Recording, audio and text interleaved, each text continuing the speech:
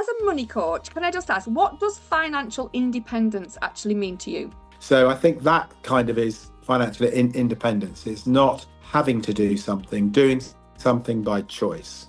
And D is, what are your dreams and what are your drivers? So what do you want the rest of your life to look like, and why are those things important to you? What would you say to those people, those business owners that think that they're okay because their business is going to look after them in the future? Which is a sort of a mini version that really focuses on debt consolidation and budgeting and what have you. Or there's my main proposition, which is the financial health check.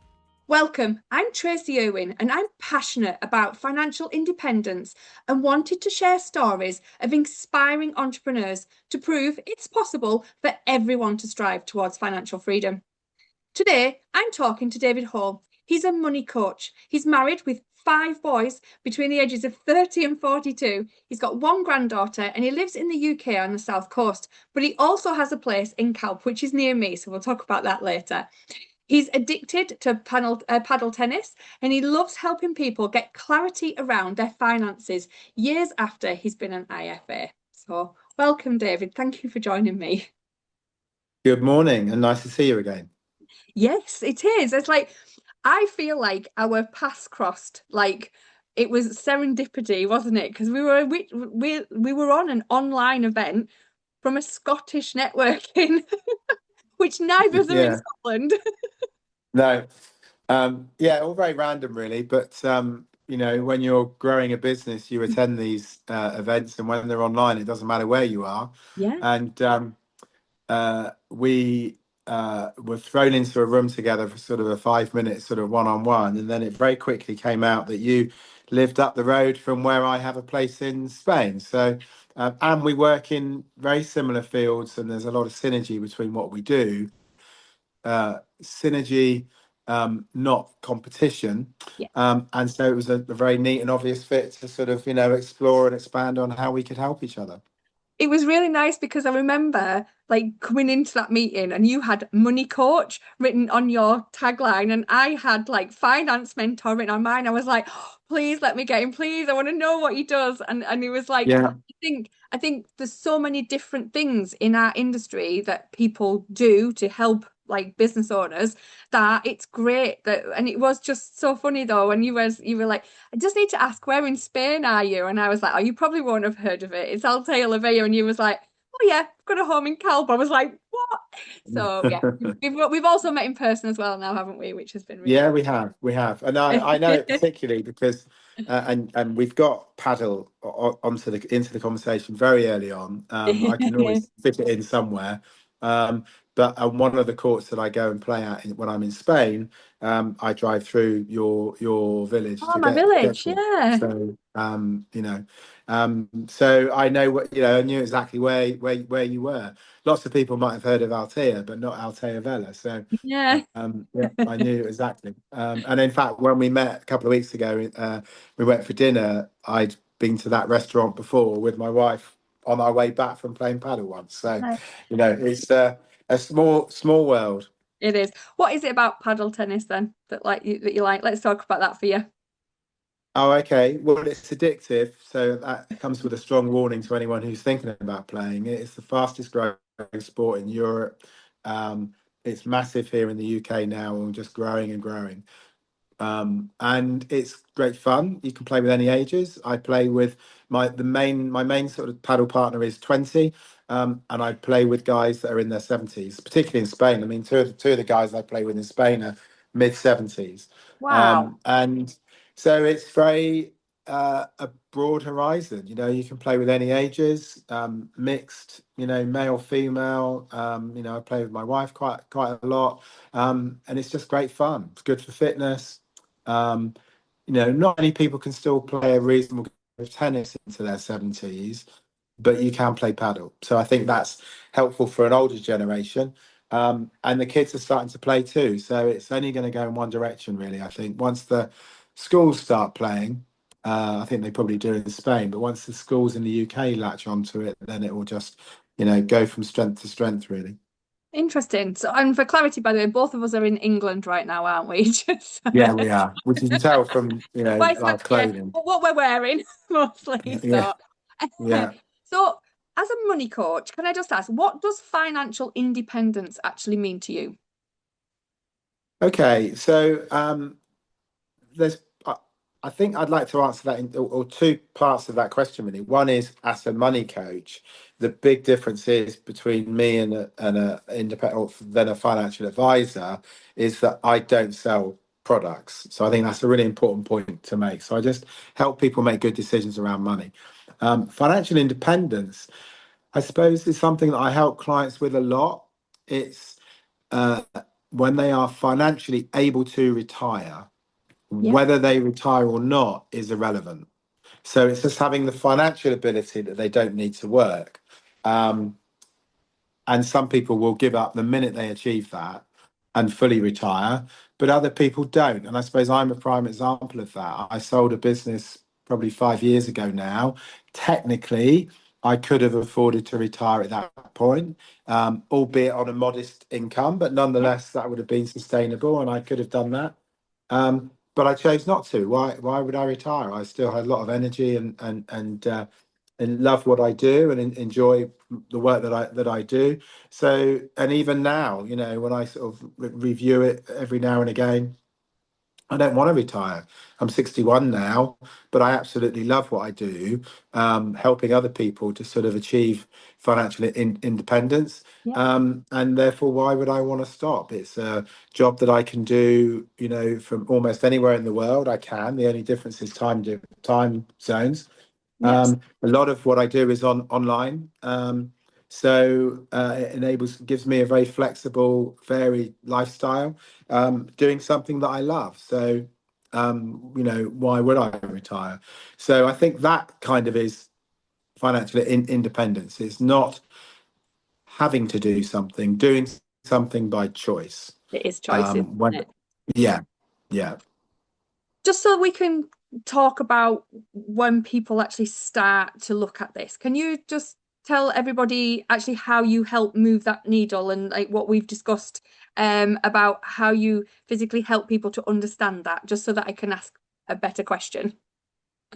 Yeah, sure. I mean, I think the thing is that most people don't really understand what their existing financial position is and what it means, more importantly. So, there are two things that I work through, or two processes really that I work through with clients. I have a process which I developed. In fact, I created it on the balcony of my apartment in Spain, probably 6 or 7 years ago now. And it's very simple. When you draw a line down the middle of a piece of paper and you draw a line across the middle, you've got four quadrants: A, B, C, D. A is where are you at? That's factual. That's what your existing assets are. Just make a note of them in terms of value. And when I'm digging down, I really kind of want to know where they're invested. So what charges are being applied, and also want to look at what risk people are taking. But it within the A portion of the quadrants, um, we can also include things that might come in the future. So if there's a second property to be sold, or if there's a business to be sold, an inheritance, whatever it might be. So we can look at what you've got at the moment. We can take into account contributions that are ongoing. So if you're making regular contributions to pensions or ISAs, we take that into account, but also anything that might happen in the future, which we take into account. And then we look, B is where do you want to be? So how much do you want per month from when? So if we take a typical scenario of someone saying, okay, right, well, I want £5,000 a month from the age of 65, then my job is to see how closely A aligns to B. So, how do you get from A to B? And I use some great software, which fundamentally will show you in graphical terms where you sit within that. So most people are either going to have more than enough, their assets are going to keep growing, they're not spending as much as they could do. That's a nice problem to have, and we can Nice talk problem, about yeah. how we can reduce that. Or the other outcome is that people are going to have nowhere near enough. The money's going to run out. And what I always say to clients is, don't run out of money at 72. if you're going to die at 90. That's not a great strategy. And the fact of the matter is that most people don't know whether they're there or there. And my job really is to, if we agree that there, that is a flat line, that is money never running out, but that can be aligned to you, to your individual requirements. So, let's say someone who wants £5,000 a month from 65, but the reality is most people will spend more money between 65 and 75 than they will between 75 and 90. So Okay. it might include different spending habits, for example. And so, but the flat line is where you really want to be. Um, and my job is to help you to get, in most cases, from there to there. Yeah, Okay. And the first part of the process is that people have got no idea, no matter how much money they've got, in my I experience, agree. got no idea whether their projections look like that or like that. And so the first thing that I do is provide clarity for people to see where they sit, where their trajectory is. And just to square the circle, see part of my process is what do you consistently need to do to improve your situation? Yeah, And also, it covers what are your challenges. So, what's going to stop you from getting from A to B? And what changes do you need to make to help you to get from A to B? And D is what are your dreams and what are your drivers? So, what do you want the rest of your life to look like, and why are those things important to you? And often, when you dig down a little bit deeper, there are some real sort of deep-rooted beliefs and reasons why things are important to you.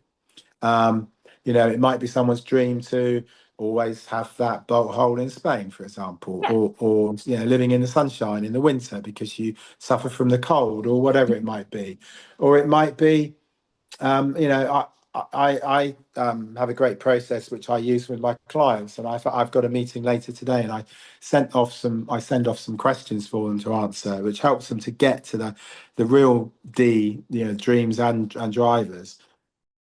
Are you working harder than ever, but feeling like you're getting nowhere? You're not alone. Most business owners I speak to feel trapped in their own success, working 60 hours plus a week, missing family time, and honestly, they're not even sure why they feel so stuck. They just know something needs to change. If this sounds familiar, I've created a quick quiz to help you find out why you feel stuck in your business. It takes only 2 minutes, and I give you clarity on exactly what's keeping you trapped, and more importantly, how to break free. The link's in the description, so why not take it now?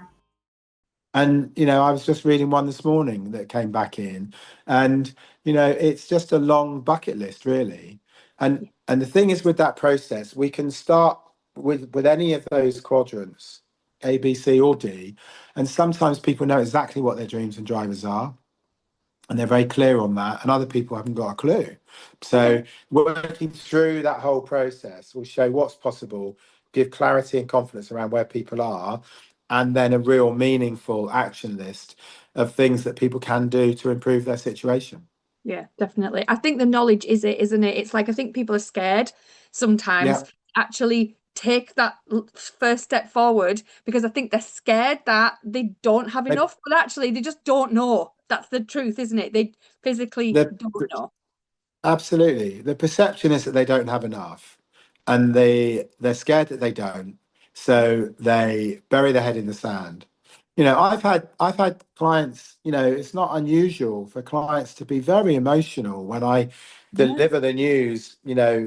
At the second meeting, and when I've crunched the numbers and sort of can show them what their chart looks like, and actually that it's not down here, which is often people's perception, but yeah. actually it is.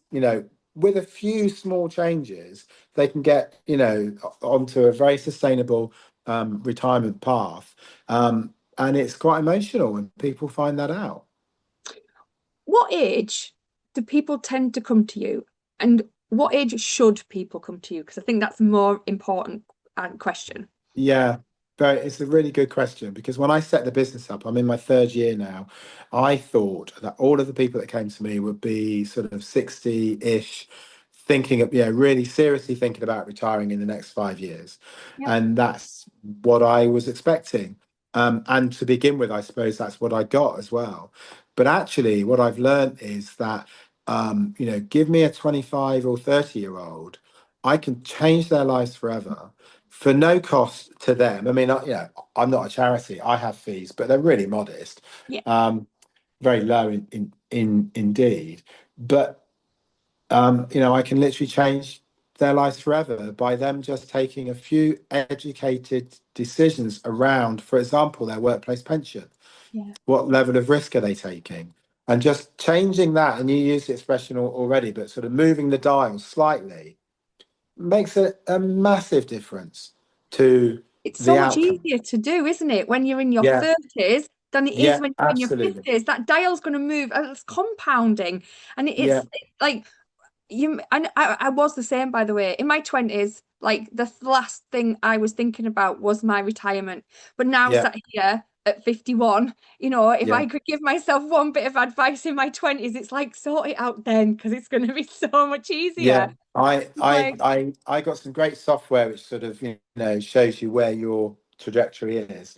And I was yeah, doing it the other day for a client's son, and it was like because he jokingly said to his mum, who was starting to take control and look at her finances, "Oh, you've left it too late, mum."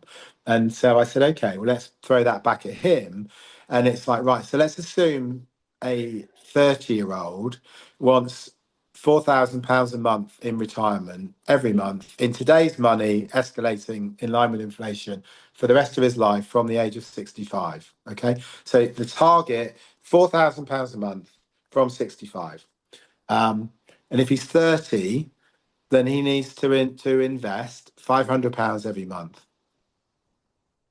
But okay, that's enough to get him there. Okay. yeah. So if for people that are out there thinking, oh, it's okay, I've got money going into a pension, I'll be fine. Well, is it £500? And if it's not, and you're 30, you're not paying enough.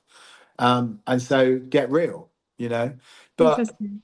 this guy was 22, and I said, right, okay. So if you started at 25, you only need to save £200 a month. Wow. Okay. That So the difference is money that you huge. save, that 5 years from 25 to 30 is the most important part because that's the money that's going to grow. Okay. So little and often, and the Yeah, earlier you start, the better. And I yeah, just wish I could get that message out to more kids when they start their life and they see their mobile phone and their Amazon and Prime subscriptions and Netflix and Spotify as non-negotiables. Their investing in their retirement should be non-negotiable too. definitely. The future wealth, And definitely. that only works, by the way, if they're going into you know a direct to consumer investment, of which there are loads available, which you can do online, with low charges and Yeah, taking the appropriate level of risk, i.e. yeah. stock market based investment. Well, that's it. And I think, it doesn't have to be a pension, does it? Like, that's not like what No. we're talking about. We're just talking about investing into your future self. And like the biggest lesson I learned really was, you know, millionaires don't spend their own money on like big flashy cars. What they do is they invest in something that generates that money for them to buy that flashy car. They've still got the asset. And Yeah. I was like, that mindset was like, oh my goodness, like that is it. It's like putting stuff in places that creates you the money to be able to enjoy yourself. Yeah. And it's living Yeah. those few years that hard so that you can enjoy the fruits of it afterwards. Yeah. Well, it's discipline, and it's there's lots of different ways of expressing it and explaining it to clients. But invest what's left, or sorry, spend what's left after investing. Don't invest what's left after spending. So and the other thing as well is when the thing that you want in the future is more important than the thing that you want today. So the thing that I would say is most helpful to all clients, but particularly to the youngsters, is to get a control of your budgeting. So how much are you spending per month? And that's, you should be recording that over, say, a 3 month period with no judgment, but just look and think, look back and think, oh, did I spend that much on subscription TV channels, which I don't watch, on gym memberships when I don't go to the gym? We're all guilty of it. Yeah, yeah. On Deliveroo and all those sort of things. And even if when you do that exercise, there is nothing left at the end of the day, that's fine. But when you get your pay rise, or you get a promotion, or you change jobs and you get a bit more money, you know and you understand that you don't need that money, because you know now that you need X amount per month. And so if that equals what your current income is, well, then you can't afford to invest. But then a year later, maybe you could invest £200 a month, and maybe you put 100 of that into investment and 100 into just living, Yeah. holidays, whatever it might be, because you've got to live in the now as well. Nothing wrong with that. But just get an understanding that you need to be controlling your money. So I use a really good acronym called SLAID, and it's not the 70s rock band. It's SL. For those of us of a certain age. Yeah, well, which we've fully disclosed there, haven't we? But it's SLIAD, and it's Okay, spend less, invest, and avoid debt. nice. And just to put the meat on the bone of that, so spend less than you earn. Yeah, Common sense when you look at it like that. Invest the difference, but invest into assets that are going to grow, so stock market based investments. And avoid debt means avoid bad debt. So don't put things on credit cards that you don't pay off at the end of every month. yeah, So mortgages, for example, is good debt. Everyone, most people need a yeah, mortgage, but don't have store cards and credit cards that keep mounting and mounting, and you're paying ridiculous amounts of interest on. yeah. And that's a good principle to live your life by financially. I have that story. So when I was a single parent and I was just starting work, I had a store card. And I Yeah, didn't earn a lot of money. And I remember crying at my desk one day because it had £2,000 on this store card that I could only just afford to pay off the minimum. And I was yeah, like, in my yeah, head, as a 20-odd-year-old, I was absolutely distraught because I thought there is no way on this planet I'm ever getting rid of this. I couldn't buy anything else on it. It was like, I'd been frivolous. I can't remember why it got so high. It was probably to do like clothing me and my daughter because I remember like which store card it was. yeah, And my boss came in and he was in his 40s and he said, "Are you okay?" And I was like, "I'm not." And I just ended up telling him how upset I was about this store card that I had, and I was stuck with it. And he made me a cup of tea because that's what he always did when I was upset. He didn't know how to handle me, he just always made me a cup of tea. And then he came back yeah, and he said, if I lend you £2,000, he said, can you afford to pay me the £100 a year a month you've been paying? He said, and give yeah, me 2 months interest at the end of it. And I was like, absolutely, I can. Like literally, I'd rather pay him. He just wanted 2 months interest, yeah, knowing I was never. The interest was so bad on his store card, I was never going to pay it off. Whereas with yeah, him, yeah, I had 24 months. Like I knew that's yeah, exactly. And at the end, I'd yeah, paid him £100 every single month. And at the end of the 20 months, by the way, he actually turned around and he said, I don't want your interest. He said, I just wanted to, yeah, you realize that that's what, it was costing you. And I have never had a store card yeah. ever again because What an incredible lesson to learn. yeah, and and and, That's and the a gift. knight in That's the shining gift that he armor to gave like you. get me out of it as well. Yeah. The money wasn't the point. It was the principle, wasn't it? So It what was. an incredible lesson to learn. And it does worry me in this day and age because everything's so instant and everyone wants something now and they're not prepared to save, they're not prepared to wait for it. And that's just things like, new clothes or new TVs or whatever it might be. So no wonder people aren't thinking about retirement because it's such a long way off in the future. It's just, it's not on their radar, not on their agenda, but they're missing the opportunities of just little and often. It And is. so the younger you start, the easier it is. Um, and there, but I think it's important to say as well. Therefore, you've got people that are at are at an older age, you know, it is what it is. They've left it as long as they have. But again, I do when I you know, get into the meat of it with clients and we look at what their charts look like. So the first thing is that, you know, when they're down here, they're going to run out of money. It doesn't work. How do we get them from there to here or Yeah. anywhere close to that? And the main there's three main sort of ways of achieving that. Number one is to reduce the charges. So if they are investing and also they are saving money, but they're paying through a financial advisor, for example, on average 2% per annum in fees, Okay. they can transfer those funds across to a direct-to-consumer provider. And we're talking about big companies here, Okay. very reputable companies, but transferring them across where you'd be paying less than 0.5% per annum in charges. Your business is successful, so why do you feel so miserable? Here's the thing, success doesn't always automatically equal freedom. I see profitable business owners every day who can't take a holiday, who can't switch off, and they feel completely overwhelmed by their own achievements. Sound familiar? Well, I've created a simple quiz that pinpoints exactly why you feel stuck in your business. It will give you the clarity you need to move from being trapped to being free. Why don't you take the quiz now? The link's in the description below.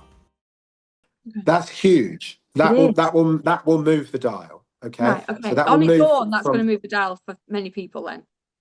absolutely that one action, which costs you nothing to do. Okay. Okay. Free. And it doesn't take a lot of hassle because the company receiving the funds will do all of the heavy lifting and all the work around that. So that's a massive thing that people can do. And the second one is to review your risk. So again, the reason that reducing your charges makes such a difference, no matter what your age, is because people think, oh, well, if I'm 55, for example, and I'm going to retire at 65, well, it's only 10 years. So is it really going to make a difference? Yes. But also because it's not just 10 years, because those charges are going to carry on into retirement. So if you're 55 and Yeah. you're going to go through to 90, it's a much longer time frame. That's why reducing the charges has such an impact.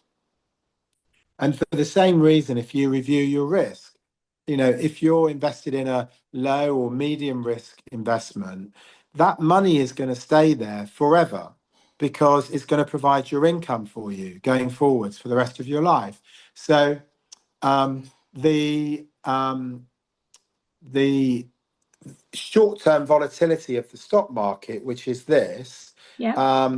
is very dramatic in the short term. Yeah. But over the medium to long term, the stock market does this, and you so just ignore the volatility. The market will go up. The Yeah. market will go down. Both of those things historically have always happened. It's not suitable to say it's guaranteed, Yeah. but it pretty much is because it will go up and it will go down. But it's irrelevant when you're looking at the longer term. So commit to some higher return investments. And those two things will make a dramatic difference for most people. Get them from here, money's going to run out. They're you know, destined to fail financially. And what does that mean? They're going to run out of money at an early age, Yeah. and all the horrific ramifications of that. To here, where they're never going to run out of money. Okay. So those two things cost you nothing to transfer to a lower charges and to transfer to a more appropriate level of risk.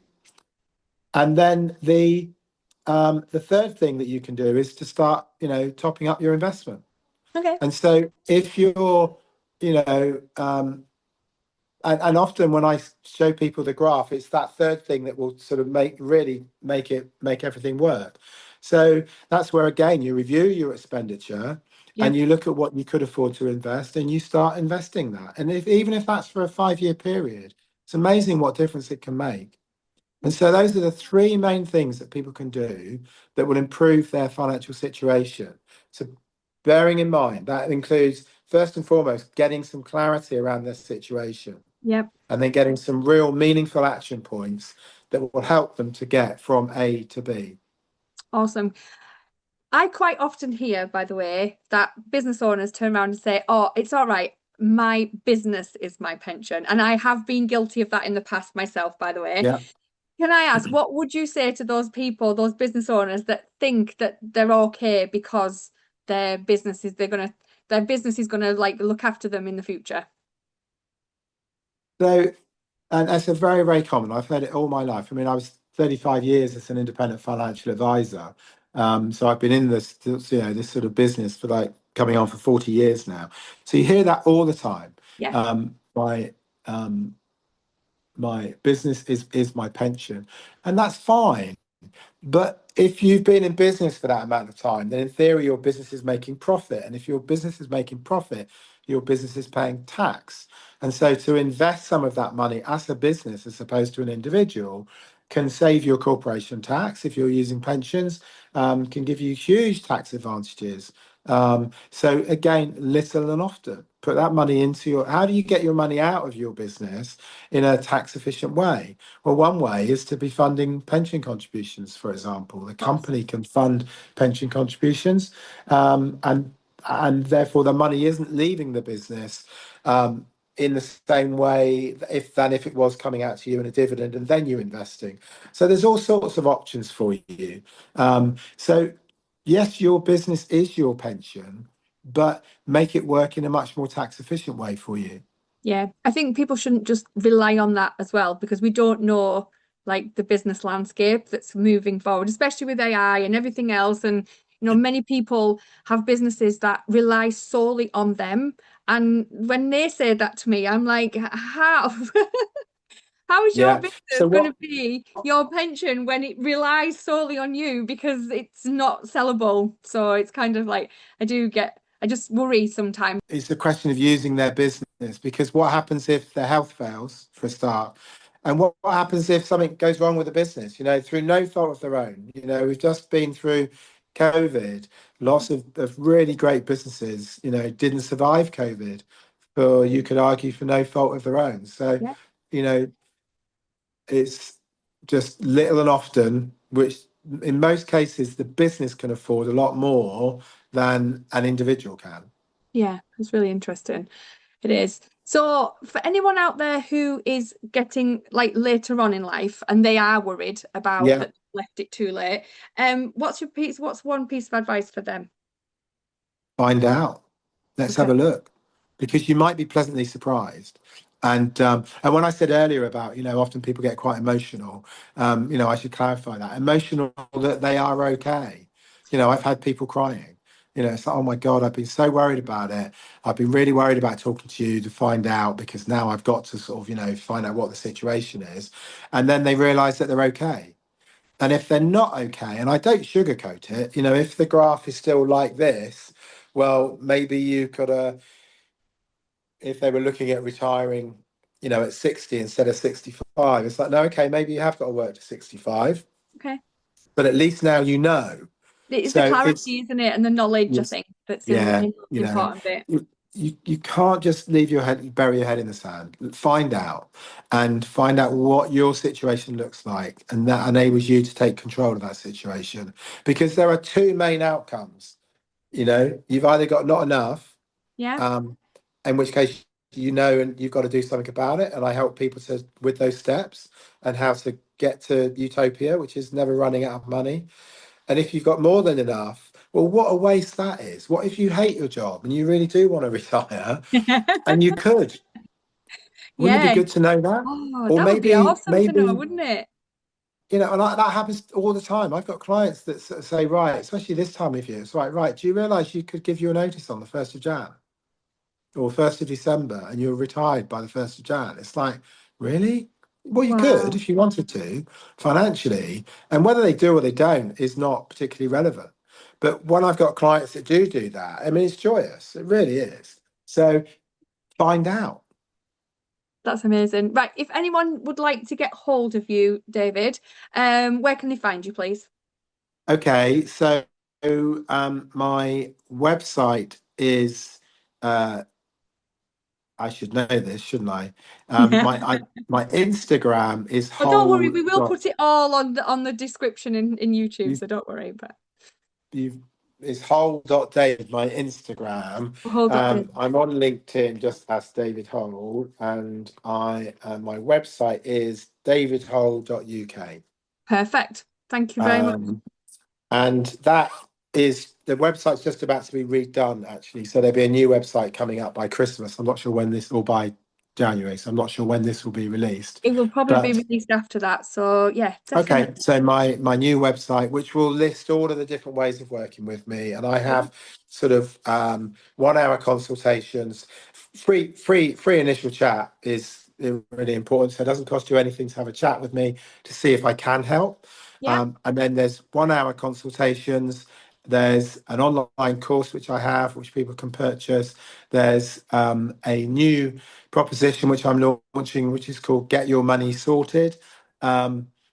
Which is a sort of a mini version that really focuses on debt consolidation and budgeting and what have you. Or there's my main proposition, which is the financial health check. And that's really where you get the charts which show you where you are and then help you to get to where you need to be, so your money never runs out. Awesome. Thank you. Have you got one piece of advice you want to leave for everybody just before we go? Take control of your budgeting. I think it is so important, isn't it? I like Yeah. it. Just track your numbers, simple as that.